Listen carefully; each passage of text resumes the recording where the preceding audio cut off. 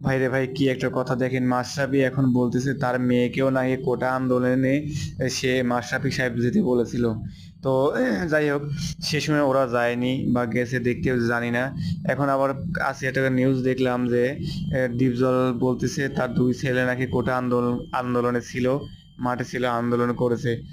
দেখেন, এই যে আমরা এত কষ্ট করে ছাত্রছাত্রীদের পাশে থেকে দেশ স্বাধীন করলাম, মাঠে নেমে স্বয়ং ছাত্রছাত্রীদের পাশে ছিলাম, গুলি গায়ে লাগে নাই, তো গুলি দেখছি, পুলিশের তাড়া খাইছি, বাড়ি খাইছি।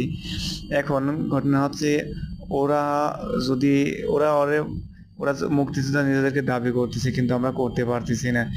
এই সরকার যদি ঘুরে দাঁড়াতে পারতো তাহলে আমাদের কি অবস্থা হইতো বলেন। আর যদি এই সরকার ঘুরে দাঁড়াইতো, আজকে কিন্তু ডিপজল, মাশরাফি এগুলো কেউ প্রকাশ করতো না যে তাদের সন্তান ছেলে মেয়েরা মাঠে কোটা আন্দোলন বিরোধী আন্দোলনে ছিল। কিন্তু আমরা তো বলতেছি, বলছি